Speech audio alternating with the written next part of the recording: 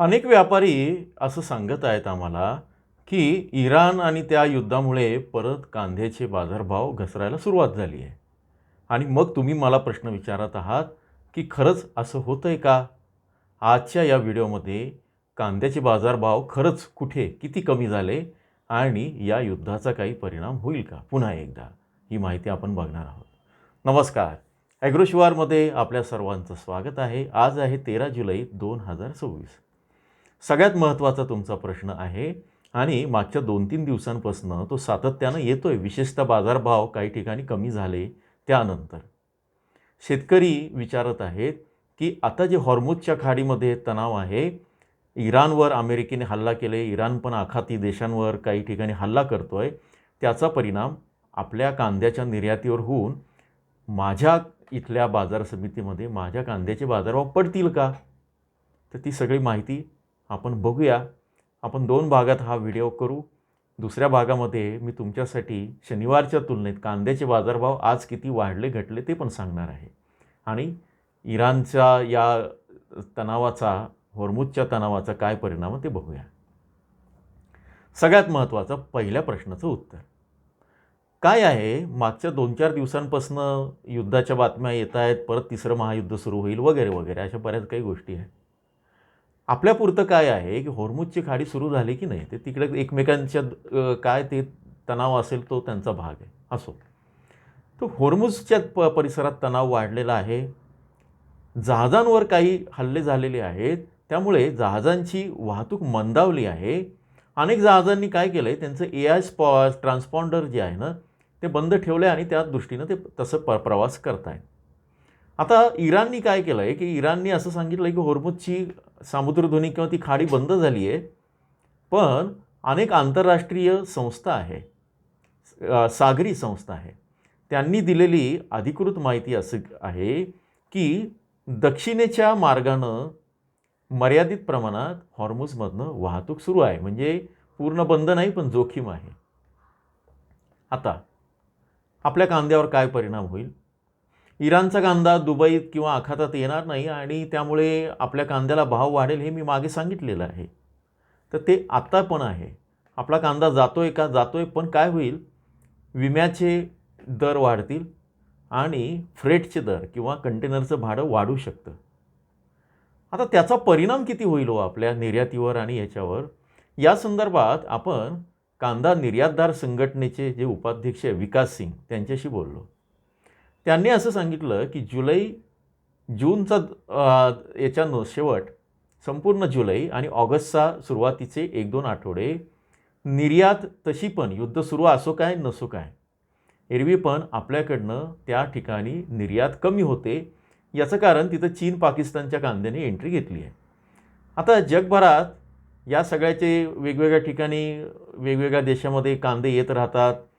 आपल्या कांद्याची स्पर्धा होते वगैरे हे आपण आधी पण बघितलेलं आहे, नंतरही वेळोवेळी बघूच. या संदर्भात एक वेगळा व्हिडिओ करायचा माझ्या डोक्यात आहे. तुम्हाला माहिती पाहिजे असेल तर मला सांगा कमेंटमध्ये, की आम्हाला जागतिक निर्यातीचं आणि भारताचं तिथलं स्थान हे आम्हाला सांगा. हे तुम्हाला पाहिजे असेल तर आपण करूया या आठवड्यात. तर मुळात आपल्याकडनं युद्ध सुरू असो किंवा नसो, जुलै महिना कमी निर्यातीचा समजला जातो. परत एकदा सांगतो. जुलैचा महिना, जूनचा काही भाग, शेवटचा काही भाग, संपूर्ण जुलै महिना आणि ऑगस्टचा महिना कमी निर्यातीचा समजला जातो. निर्यात बंद झालेली नाही. निर्यात कुठं सुरू आहे? निर्यात पूर्व आशियाई देशांमध्ये सुरू आहे. म्हणजे काय, की मलेशिया असेल, सिंगापूर असेल, व्हिएतनाम असेल, या ठिकाणी ती सुरू आहे. नेपाळ आहे, श्रीलंका आहे. बांगलादेशचा प्रश्न येत नाही आहे, कारण त्यांचाच कांदा आणि तिथले उत्पादन जे आहे ते बऱ्यापैकी जास्त आहे.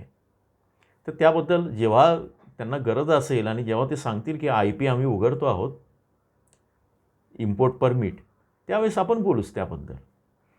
आता या सगळ्या याच्यात मग या इराणच्या युद्धाचा जे तुम्हाला व्यापारी सांगत आहेत, की भाव पडले ₹200, ₹500, खरंच परिणाम झाला आहे का? मग परिणाम झाला असेल तर माझ्याकडे असे बाजारभाव आहेत आजचे, शनिवारच्या तुलनेत म्हणजे मागच्या आठवड्याच्या तुलनेत अनेक बाजार समित्यांमध्ये बाजारभाव स्थिर राहिले, शनिवारचेच आहेत. अनेक बाजार समित्यांमध्ये ते वाढलेले आहेत. पण मोजक्याच अशा काही बाजार समित्या आहे, नाशिक जिल्ह्याचं मी म्हणतोय, तिथे मात्र भाव कमी झाले. मग तिथेच या 4 बाजार समित्यांवरच परिणाम झाला आहे का इराणच्या युद्धाचा? हे तुम्ही आता मी बाजारभाव वाचून दाखवतो, त्यानुसार विचारा त्यांना, जे कोणी सांगतील की बाबा या ठिकाणीच परिणाम होतो का, बाकीच्या ठिकाणी होत नाही का? तर काळजी करू नका, सगळं चांगलं चाललेलं आहे, व्यवस्थित आहे, घाबरायचं कारण नाही आहे. तर काय चांगल्या बातम्या आहेत ते बघूया. 11 जुलैच्या तुलनेत आता 13 जुलै सोमवारी, शनिवारच्या तुलनेत बाजारभाव कसे आहेत हे मी सरासरीची सांगतोय, किमान कमाल काही सांगत नाही. कोल्हापूरमध्ये 100 रुपयांनी वाढलेत, 1700 झालेत. अकोला वाढ घट काही नाही, स्थिर आहेत अकोला जिल्हा. छत्रपती संभाजीनगरमध्ये मात्र 1450वर आले, सरासरी 300 रुपयांनी घटले आज. चंद्रपूरच्या गंजवडमध्ये वाढ घट काही नाही, स्थिर आहे. मुंबईच्या कांदा बटाटा मार्केटमध्ये 2100 रुपयांवर आले, 50 रुपयांची घट आहे. सांगलीच्या विटा बाजारामध्ये 100 रुपयांची वाढ आहे. साताऱ्यामध्ये सांगलीला 2600पर्यंत गेले, साताऱ्यामध्ये 1900पर्यंत पोहोचले, स्थिर आहेत. सोलापूरला 1650 गेले, 50 रुपयांची वाढ आहे. 1650 रुपये सरासरी आहे आत्ताची. जळगावमध्ये 50 रुपयांनी वाढले, तिथे 1500 रुपये भाव चालू आहे. नागपूरला कांदा स्थिर आहे, 2150 रुपये. अमरावतीला 2150 रुपये स्थिर आहे. सांगलीला 1850 रुपये स्थिर आहे. आता घट कुठे झाली आहे? पुणे इथे 1900वरनं 1700वर आला आहे, फक्त मला असं वाटतं 200 रुपयांची घट आहे, फक्त नाही आहे. येवल्यामध्ये 50 रुपयांची वाढ आहे, 1850वर कांदा गेला आहे. येवल्याच्या अंदरसूल बाजारामध्ये वाढ घट काही नाही, बाजारभाव स्थिर आहे 1850वर. लासलगावची निफाड बाजार समिती 2200वर कांदा गेला, 100 रुपयांची वाढ आहे. लासलगाव बाजार समिती 2150वरनं 2200 गेला आहे, इथे 50 रुपयांची वाढ आहे. लासलगावच्या विंचूर बाजार समितीमध्ये 2150 बाजारभाव स्थिर आहे. सिन्नरला मात्र 2050वरनं 2000वर आले, इथे 50 रुपये कमी आहेत.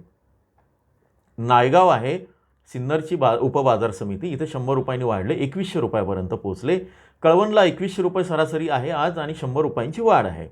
मनमाडला 100 रुपयांनी घटले, तिथे 2200वरनं 2100वर आलं आहे. पिंपळगाव बसवंतला 2200वरनं 2250 रुपये झालेत, म्हणजे 50 रुपयांनी वाढलेले आहेत. दिंडोरीमध्ये 10 रुपयांनी कमी झालेत, 2160वरनं ते झाले 2150. इथं काळजीचं कारण नाही. दिंडोरीच्या वणी बाजारात 2351 रुपये सरासरी स्थिर आहे. देवळ्यामध्ये 2300 रुपये सरासरी स्थिर आहे. बघा, नामपूर 1900 रुपये, 100 रुपयांची वाढ झाली. नामपूरची करंजाड मार्केट 200 रुपयांनी वाढलं आहे, आज 2100 रुपयेपर्यंत पोचलेले आहेत. एकूण काय या सगळ्या याच्यामध्ये वाढ झालेल्या बाजार समित्या, प्रमुख बाजार समित्या आहेत, त्यामध्ये लासलगाव निफाड, कळवण, नामपूर करंजाड, पिंपळगाव बसवंत, सोलापूर, जळगाव, कोल्हापूर आणि विटा इथे वाढ झाली आहे. स्थिर राहिलेल्या बाजार समित्या अकोला, चंद्रपूर, नागपूर, अमरावती, सांगली, सातारा, देवळा, दिंडोरी, वणी, लासलगावचं विंचूर बाजार समिती. आणि घट झालेल्या बाजार समित्या कुठल्या आहेत? पुणे, मनमाड, मुंबई आणि सिन्नर. तर 4 बाजार समित्या अशा आहेत संपूर्ण राज्यामध्ये जिथे बहुतेक हॉर्मुजची त्यांना भीती वाटली असली पाहिजे.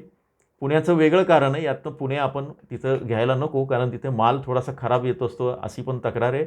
आवक थोडीशी वाढली अशी पण आहे. पण उरलेल्या ठिकाणी बहुतेक त्यांनी हॉर्मुजचा धक्का घेतला आहे की काय, असं असेल तर या सगळ्या अफवांवर विश्वास ठेवू नका. बाजार स्थिरतेकडनं सौम्य वाढ होईल. आपण कालचा व्हिडिओ बघा रविवारचा. आणि अगदी जिल्हावार बघायचा असेल, कांदा विकायचा की ठेवायचा या सल्ल्यासह तर तुम्ही जॉईनच्या बटनावर क्लिक करून बघू शकतात. अनेकांनी तिथे सदस्यत्व घेऊन त्यांना फायदा झालेला आहे. मला माझ्या एका तरुण शेतकऱ्यानं सकाळी प्रश्न विचारला की तुम्ही हे कसं काय कॅल्क्युलेशन करता, काय तुमचं हे अंदाज, सिक्रेट काय आहे? काही सिक्रेट नाही हो या सगळ्या याच्यामध्ये. आता हे जर सिक्रेट जाणून घ्यायचं असेल ना, ओपन सिक्रेट आहे. तुम्ही इथे गोल्ड मेंबरशिपला आपण कांद्याचं प्रशिक्षण ठेवलेलं आहे, ते तुम्ही बघा आणि माझ्यासारखे अंदाज, माझ्यापेक्षा भारी अंदाज तुम्ही द्या. ते बघितल्यानंतर तिथं ते साधारण 1 ते सव्वा तासांचं ट्रेनिंग आहे. हरकत नाही, ही अशी स्थिती आहे. एकूण काळजीचं कारण नाही. अफवांवर विश्वास ठेवू नका. टप्प्याटप्प्यानं कांदा विक्री करणं केव्हाही फायद्याचं आहे. कधी विक्री करायची, कशी करायची हे कालच्या रविवारच्या व्हिडिओ सांगितलेलं आहे. आणि कांदा विकायचा की नाही हा शेवटी तुमचा प्रश्न आहे. ॲग्रोशिवार फक्त माहिती देतं आणि याचा तुम्ही संदर्भ म्हणून वापर करावा. तर सध्या तरी निर्यातीच्या या बातम्यांचा तुमच्या कांद्यांवर काही परिणाम होणार नाही. तुमच्या प्रतिक्रियांचं स्वागत आहे. हा व्हिडिओ आवडला तर पटकन सबस्क्राईब करून घ्या आणि यापुढे समजा काही शेतकरी बांधव असतील तर त्यांच्याकडे ही लिंक शेअर करायला हरकत नाही. मी तुमचा मित्र पंकज जोशी विंचुरकर. धन्यवाद.